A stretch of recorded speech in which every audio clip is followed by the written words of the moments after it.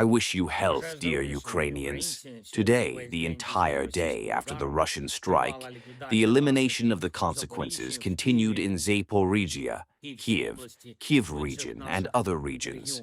Most of the damage was to ordinary buildings, civilian objects. More than 80 people were injured, unfortunately. 4 people died, including 1 child. My condolences to their families and loved ones.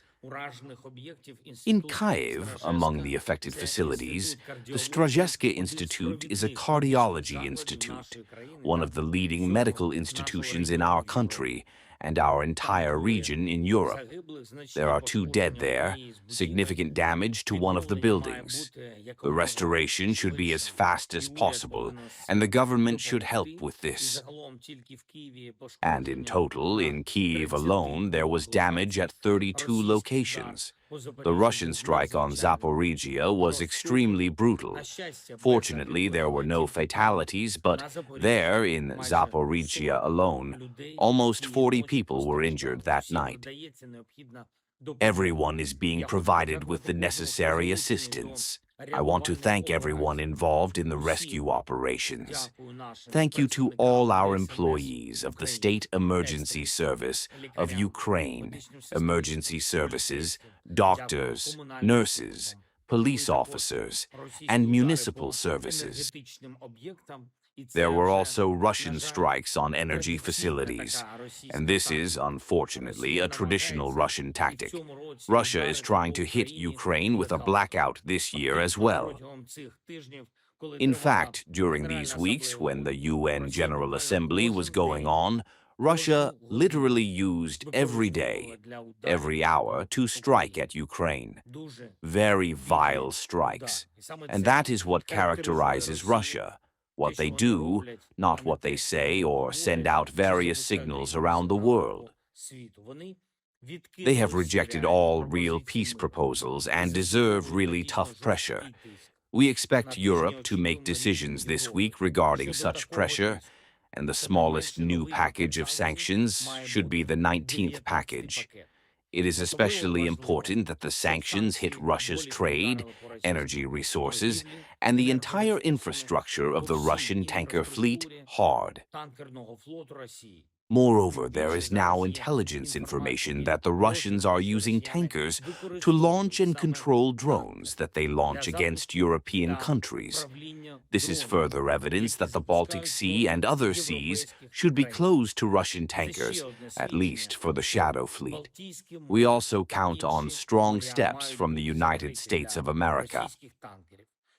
We talked with President Trump about what could really push Russia to change its position and stop the war. The world has tools that will work in a truly peacemaking way. Today, I spoke with the President of Finland, thanked him for his support. We have coordinated contacts with our partners and, in particular, with America. It is important that we gradually move towards finalizing security guarantees, those things that can help end this war and deter Russia from any other aggression. The Prime Minister of Norway also spoke, and about today's Russian strike there were more than 500 drones, of which about 350 were Shahed, 48 missiles, including 2 aeroballistic. That is why air defense for Ukraine is always the first priority. Thank you to the partners who are helping. Norway is among them. It is one of our strongest partners. Thank you, Jonas.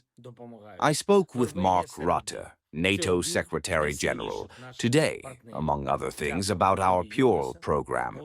The program is working. It is very actively helping, and this is the very program that allows us to buy American weapons with the funds of our partners in the alliance. And these are things like missiles for Patriots, missiles for HIMARS, already in Pyol. There are 6 states that have provided funds: the Netherlands, Denmark, Sweden, Norway, Germany, Canada. 6 more countries have expressed their willingness to join.